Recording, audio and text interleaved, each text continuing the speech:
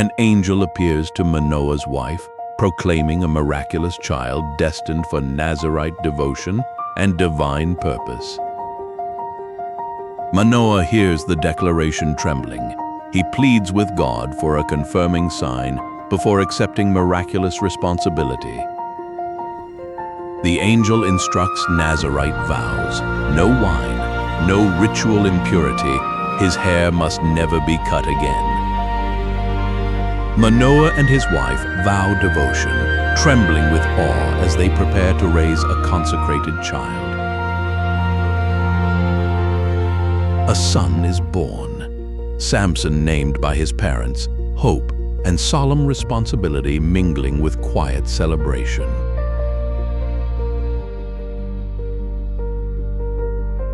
They dedicate the newborn Samson at a humble altar, solemn vows whispered, hair marked for lifelong covenant.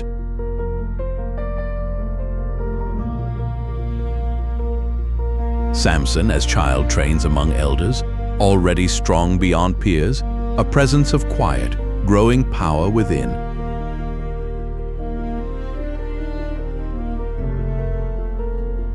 Samson emerges as a towering young man, long dark curls, flowing strength visible in every measured movement. Philistine raiders threaten Israelite fields. Samson intervenes fiercely, tearing weapons from enemies with unearthly, God-given might indeed.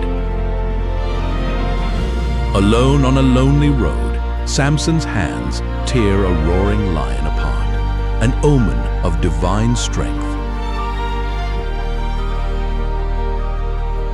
Inside the lion's carcass, bees built a hive, honey found, a riddle born at a wedding feast. The Philistines seethe over the riddle, guests pressured, jealousy and suspicion swirling at the Timnah wedding night. Betrayed, Samson ties burning foxes to torches, releasing fire across Philistine grain, retaliation fierce and terrifying indeed.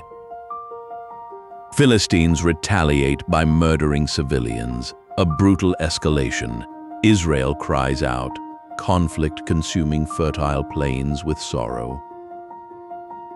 Arms raised, Samson finds a donkey jawbone, slays 1,000 enemies, raw power and desperate patriotism colliding.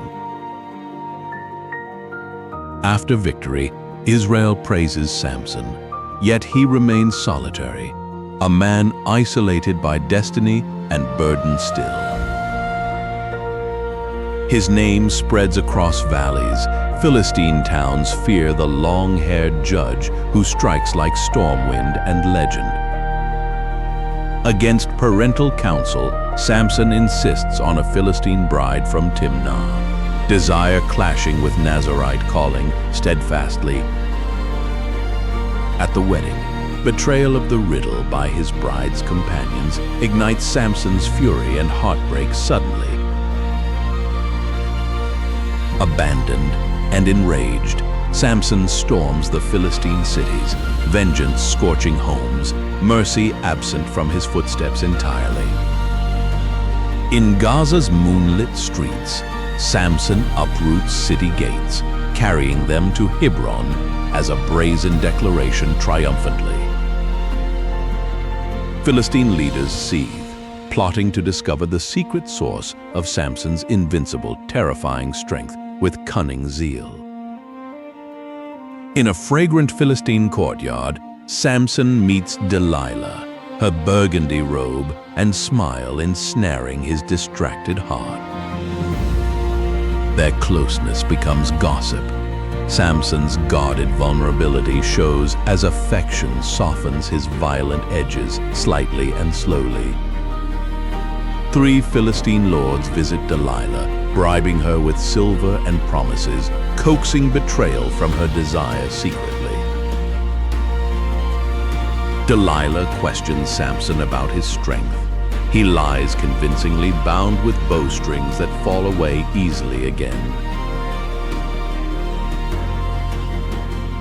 She returns, urging truth. Samson speaks falsehood again, As new cords snap under impossible, God-bestowed muscle power. Delilah's persistence intensifies. Samson allows another trick. His hair woven into a loom, still retaining strength. Delilah grows frustrated. Philistine leaders press her with threats, pressing gold and anger to break her resolve. Nights of sleepless sorrow, Delilah wrestles between genuine affection for Samson and the consuming lure of silver. She coaxes Samson into her lap, whispering for his secret, while his weary head slips into trust. Harrowed by repeated pleading and her gentle touch, Samson finally confesses his Nazirite vow and hair secret. Delilah summons Philistine soldiers. While Samson sleeps on her knees, she delicately cuts his bound hair silently. Awakening, Samson struggles. Strength vanished. Delilah's face floods with sudden regret, betrayal poisoning her features forevermore. Philistine hands seize Samson mercilessly, eyes gouged, hair shorn, bound in heavy chains and cruel humiliation publicly. Chained to a millstone, Samson grinds grain in prison, blind and broken beneath relentless mockery's weight daily. In darkness, his mind returns to vows and strength, memories of covenant and long-remembered hair cut earlier. Slowly, new dark curls begin to emerge, each strand a patient sign of returning faith and hope. Philistines gather for a triumph in their temple, mocking Samson, their drums announcing humiliation and triumphal joy loudly. Soldiers parade their captive to the spectacle. Samson is dragged forward for public mockery and spectacle now. In a final private moment, blind Samson prays fervently to God, confessing failures and begging returned strength. Inside the packed temple, Philistine priests chant, pillars looming, the crowd drunk with spectacle and scorn loudly. Samson stands leaned between pillars, the jeering crowd's voices a thunderous soundtrack to his resolve and prayer. He whispers to the God of Israel, asking for strength to redeem himself and defeat Philistines completely.